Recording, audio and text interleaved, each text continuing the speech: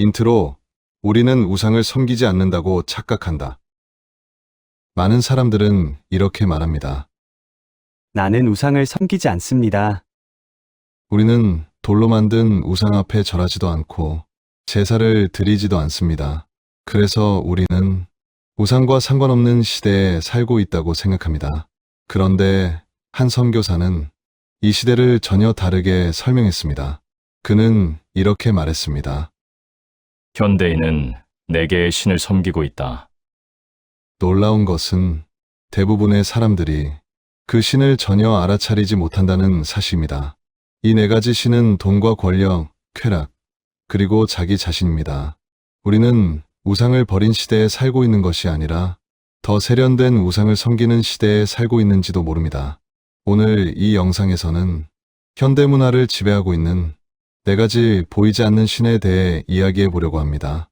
그리고 어쩌면 그 네 가지 신들은 이미 우리 삶 속에 깊게 자리 잡고 있을지도 모릅니다.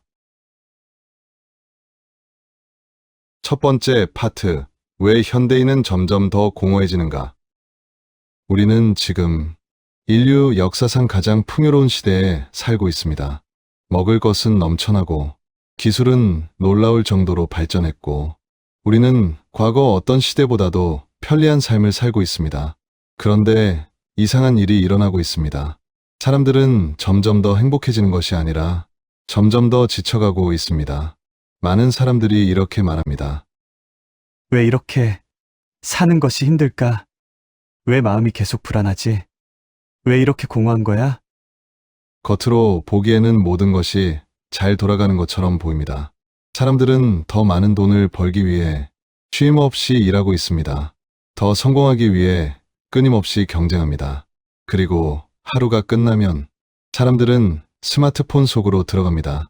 끝없이 올라오는 영상들, 끝없이 이어지는 콘텐츠, 끝없는 자극적인 이야기들.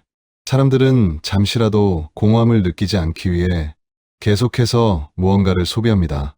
하지만 정말 심각한 문제는 그 공허함이 결코 사라지지 않는다는 것입니다.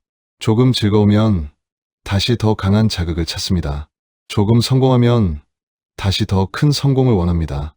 조금 돈을 벌면 다시 더 많은 돈을 원합니다. 마치 끝이 없는 갈증처럼 사람들의 마음은 계속 무언가를 찾고 있습니다. 왜 이런 일이 일어나는 걸까요?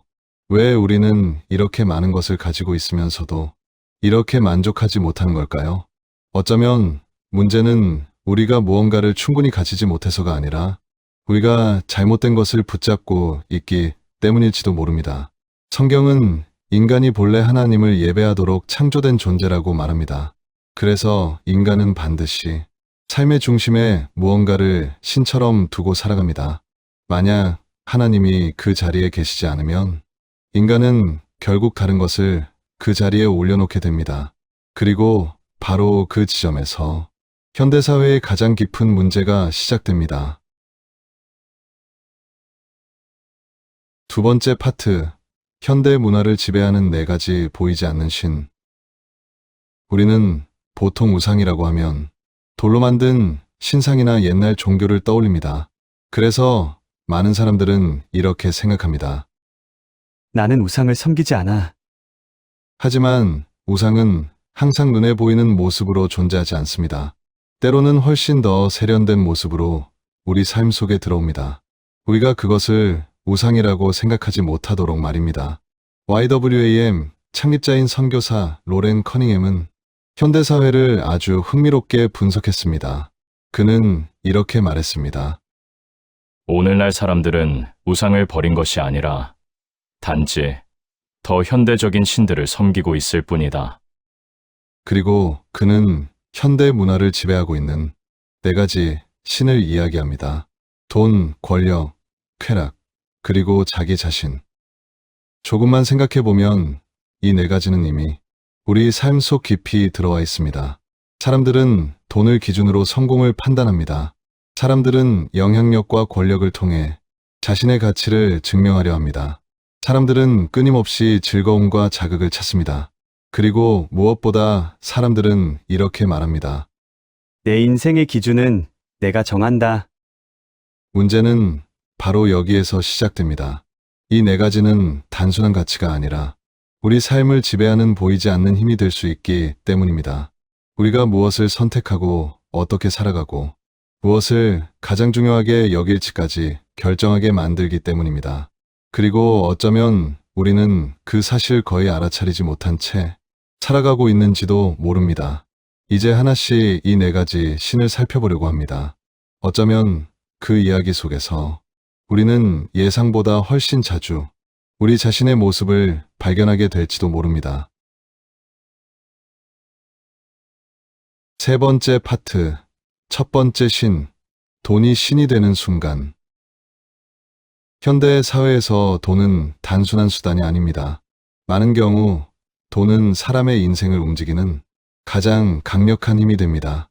사람들은 더 많은 돈을 벌기 위해 밤늦게까지 일하고 몸이 무너질 때까지 일합니다. 어떤 사람들은 돈 때문에 가족과 보내는 시간을 포기합니다. 어떤 사람들은 돈 때문에 양심을 포기하기도 합니다. 그리고 때로는 돈 때문에 사람의 인생이 완전히 무너져 내리기도 합니다. 뉴스를 보면 우리는 종종 이런 이야기들을 듣습니다. 돈 때문에 친구를 속이고, 돈 때문에 가족이 등을 돌리고, 돈 때문에 사람의 삶이 파괴되는 이야기들. 어떤 사람들은 돈 때문에 다른 사람의 인생을 짓밟습니다. 어떤 사람들은 돈 때문에 평생 쌓아온 신뢰를 버립니다. 심지어 어떤 경우에는 돈 때문에 생명조차 가볍게 여겨지는 일도 벌어집니다. 이쯤 되면 우리는 한 가지 질문을 던지게 됩니다. 도대체 돈은 왜 이렇게까지 강력한 힘을 가지게 된 걸까요? 성경은 이 질문에 대해 놀라울 정도로 정확한 답을 합니다. 예수님은 돈을 단순한 재물로 부르지 않으셨습니다. 예수님은 그것을 만몬이라고 부르셨습니다. 만몬은 단순한 돈이 아니라 사람의 마음을 지배하는 힘입니다. 만몬은 이렇게 속삭입니다. 돈이 있으면 안전하다. 돈이 있으면 자유롭다. 돈이 있으면 미래가 보장된다. 그래서 사람들은 점점 하나님보다 돈을 더 신뢰하기 시작합니다. 그리고 바로 그 순간 돈은 더 이상 도구가 아니라 사람의 삶을 지배하는 신이 됩니다. 어쩌면 우리는 돈을 사용하는 것이 아니라 이미 돈이 만든 질서 속에서 살아가고 있는지도 모릅니다. 네 번째 파트, 두 번째 신 권력. 인간을 가장 위험하게 만든다. 돈이 사람을 움직이게 하는 힘이라면 권력은 사람을 지배하게 만드는 힘입니다.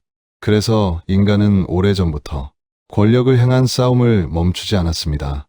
왕과 왕이 싸웠고, 나라와 나라가 싸웠고, 지금도 세계 곳곳에서는 권력을 둘러싼 갈등이 계속되고 있습니다.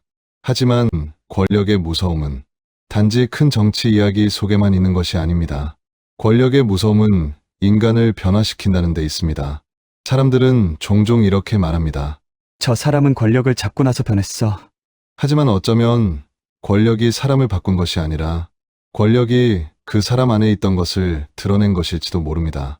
권력은 사람에게 특별한 착각을 만들어냅니다. 내가 더 중요하다는 착각, 내가 더 옳다는 착각, 내가 다른 사람을 통제할 수 있다는 착각, 그리고 그 착각이 커질수록 사람은 점점 다른 사람의 삶을 가볍게 여기기 시작합니다. 역사를 보면 권력을 쥔 사람들이 얼마나 쉽게 잔인해질 수 있는지 우리는 수없이 목격합니다. 권력을 지키기 위해 거짓을 말하고, 권력을 유지하기 위해 사람을 희생시키고, 권력을 잃지 않기 위해 무엇이든 정당화합니다. 권력은 사람을 점점 더 높은 자리로 올려놓는 것처럼 보이지만 사실은 사람의 마음을 점점 더 어두운 곳으로 끌어내리기도 합니다. 그래서 인간은 권력을 가질수록 더 강해지는 것이 아니라 때로는 더 위험해지기도 합니다. 그리고 바로 이 지점에서 성경은 아주 놀라운 이야기를 합니다. 세상의 왕들과 달리 예수님은 권력을 잡기 위해 오신 것이 아니라 섬기기 위해 오셨습니다. 세상의 권력은 사람 위에 군림하려 하지만 하나님 나라의 권력은 사람 아래로 내려갑니다. 그래서 예수님은 왕이셨지만 왕좌가 아니라 십자가를 선택하셨습니다. 그리고 그 장면은 권력의 본질을 가장 분명하게 보여줍니다. 세상의 권력은 지배하려 하지만 하나님의 권력은 사람을 살리기 위해 자신을 내어줍니다. 5번째 파트, 3번째 신쾌락, 인간을 가장 빠르게 지배. 돈은 사람을 바쁘게 만들고 권력은 사람을 잔인하게 만들 수 있습니다. 하지만 쾌락은 사람을 아주 조용하게 지배합니다. 그래서 많은 경우 사람들은 자신이 쾌락에 지배당하고 있다는 사실조차 알아차리지 못합니다. 왜 그럴까요? 당신은 오늘도 힘든 하루를 마치고 집에 돌아옵니다. 그래서 잠깐 쉬려고 스마트폰을 꺼냅니다. 영상 하나만 보려고 했는데 어느새 1시간이 지나 있습니다. 또 하나를 봅니다. 그리고 또 하나를 봅니다. 시간은 계속 흘러가지만 손에서 스마트폰은 쉽게 내려놓지 못합니다. 당신은 말합니다. 그냥 잠깐 쉬는 거야. 하지만 그 잠깐의 즐거움은 점점 더 강한 자극을 찾게 만듭니다. 조금 더 재미있는 것, 조금 더 자극적인 것, 조금 더 강한 즐거움. 현대 사회는 이 쾌락을 끝없이 공급합니다. 끊임없이 올라오는 영상, 끝없이 이어지는 콘텐츠, 멈추지 않는 소비와 자극. 그리고 그 속에서 사람들은 점점 더 잠깐의 즐거움에 익숙해집니다. 문제는 그 즐거움이 끝난 뒤에 찾아오는 감정입니다. 잠깐은 재미있지만 마음 깊은 곳의 공허함은 조금도 사라지지 않습니다. 그래서 사람들은 다시 더 강한 자극을 찾습니다. 그리고 다시 더 많은 시간을 소비합니다. 이렇게 쾌락은 아주 조용하게, 그리고 아주 빠르게 사람의 시간을, 사람의 마음을, 사람의 삶을 지배하기 시작합니다. 성경은 인간이 단순히 즐거움을 위해 창조된 존재가 아니라고 말합니다. 인간은 하나님을 알고 하나님을 사랑하며 하나님과 함께 살아가도록 창조된 존재입니다. 그래서 인간의 마음은 쾌락으로 채워지지 않습니다. 왜냐하면 인간의 마음은 애초에 하나님을 위해 만들어졌기 때문입니다. 그래서 쾌락은 사람에게 잠깐의 즐거움은 줄 수 있지만 결코 사람의 영혼을 만족시킬 수는 없습니다. 6번째 파트, 4번째 신, 가장 위험한 신은 자기 자신이다. 돈은 강력합니다. 권력도 위험합니다. 쾌락도 사람을 쉽게 지배합니다. 하지만 이 3가지보다 더 깊고 더 교묘한 신이 하나 있습니다. 바로 자기 자신입니다. 현대사회는 끊임없이 한 가지 메시지를 반복합니다. 너 자신을 믿어라. 내 마음을 따라라. 내가 원하는 대로 살아라. 처음 들으면 아주 멋진 말처럼 들립니다. 자유롭고 당당하게 자신의 삶을 주도하는 것처럼 보입니다. 그래서 사람들은 점점 이렇게 생각하기 시작합니다. 내 삶의 기준은 내가 정한다. 무엇이 옳은지도 내가 판단한다. 어떤 삶을 살 것인지도 내가 결정한다. 이렇게 인간은 조금씩 삶의 중심에 자기 자신을 올려놓기 시작합니다. 그리고 어느 순간 사람들은 더 이상 묻지 않습니다.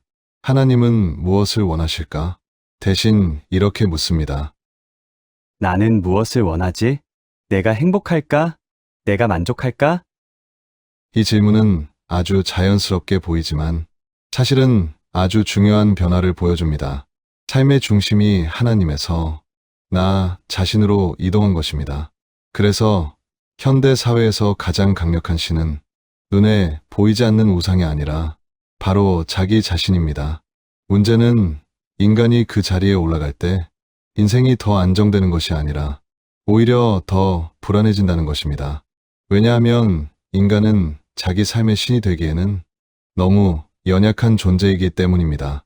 그래서 사람들은 자유를 얻었다고 생각하지만 사실은 끊임없이 자신을 증명해야 하는 삶 속에서 더 지치고 더 불안해집니다.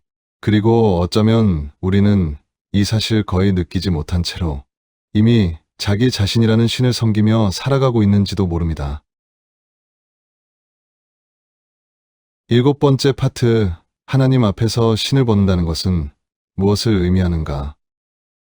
지금까지 우리는 현대사회를 지배하고 있는 4가지 신을 살펴보았습니다. 돈, 권력, 쾌락, 그리고 자기 자신. 하지만 여기에서 한 가지 중요한 질문이 남습니다. 만약 우리가 이미 이 신들에 익숙해져 있다면 우리는 과연 그 사실을 스스로 알아차릴 수 있을까요? 사실 대부분의 중독은 자신이 중독되었다는 사실을 깨닫지 못하는 데서 시작됩니다. 사람들은 보통 이렇게 말합니다. 나는 언제든지 그만둘 수 있어. 하지만 정말 그럴까요? 돈이 없으면 마음이 무너지는 것처럼 느껴지고, 영향력을 잃으면 자신의 가치가 사라지는 것처럼 느껴지고, 즐거움이 사라지면 삶이 텅 빈 것처럼 느껴지고, 내 생각이 인정받지 못하면 견딜 수 없는 불편함이 느껴진다면, 어쩌면 우리는 이미 그것에 상당히 깊이 묶여 있을지도 모릅니다. 그래서 성경은 아주 중요한 사실을 말합니다. 인간은 스스로를 정확하게 보지 못하는 존재라는 것입니다.